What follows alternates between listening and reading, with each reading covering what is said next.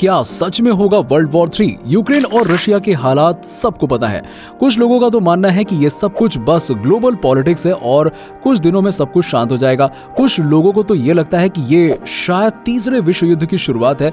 तो क्या सच में ऐसा हो सकता है? क्या सच में तीसरा विश्व युद्ध होने की संभावना है? और अगर हुआ तो इसके परिणाम क्या होंगे? चलिए शुरू से शुरू करते हैं। यूक्रेन और रशिया की जंग सालों पुरानी नहीं, सदियों पुरानी है। कहा जाता है कि यूक्रेन का शहर कीव रूस वही जगह है जहां से रूसी प्रजाति की शुरुआत हुई थी। सोवियत यूनियन से अलग होने के बाद यूक्रेन को अपने पैरों पर खड़ा होना था और उसके लिए नाटो आगे आया। नाटो का मतलब है नॉर्थ अटलांटिक ट्रीटी ऑर्गेनाइजेशन, जो कि 28 यूरोपियन देशों और 2 नॉर्थ अमेरिकन देशों का बना हुआ एक ग्रुप है।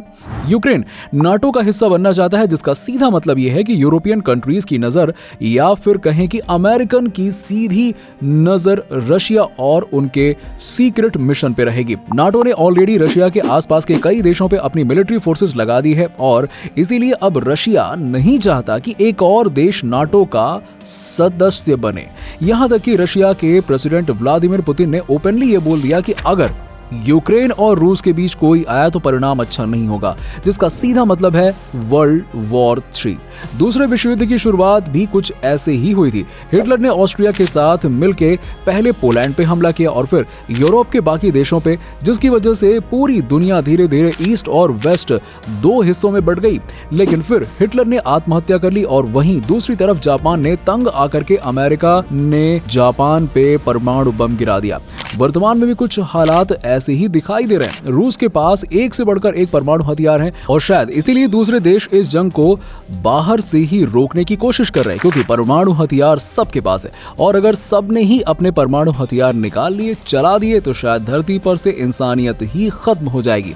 अगर रूस के वेपन्स पावर की बात करें तो इनके पास father of the all bombs नाम का थर्मोबैरिक वेपन है। इस बम की कैपेसिटी 400 टन TNT है और अगर किसी शहर को टारगेट बना के ये बॉम्ब छोड़ दिया गया ना, तो ये तकरीबन 300 किलोमीटर तक का एरिया तबाह कर सकता है। इसके अलावा रूस के पास त्सार बोम्बा नाम का एक और वेपन है। त्सार बोम्बा सोवियत संघ के समय से ही चर्चा में रहा है और त्सार बोम्बा अमेरिका के उस परमाणु बम से 33 गुना ज्यादा ताकतवर है जो अमेरिका ने जापान पे गिराया था। अगर रूस ने ये बॉम्ब यूक्रेन के किसी शहर यानी कि मान लीजिए कीव रूस पे ही छोड़ दिया तो इसका नतीजा काफी भयानक हो सकता है। अगर ये युद्ध न्यूक्लियर वॉर बन गया तो पता नहीं आने वाली जनरेशंस हमारी ये दुनिया देख भी पाएगी या फिर नहीं। दोस्तों, आपको क्या लगता है, कौन सही है? क्या यूक्रेन को नाटो में शामिल होना चाहिए? क्या रूस का यूक्रेन को रोकने के लिए लिया गया कदम सही है या फिर नहीं? इस बात का जवाब हमें नीचे कमेंट सेक्शन में जरूर दीजिएगा और ऐसे ही अपडेट्स के लिए हमारे चैनल को सब्सक्राइब कर लीजिए।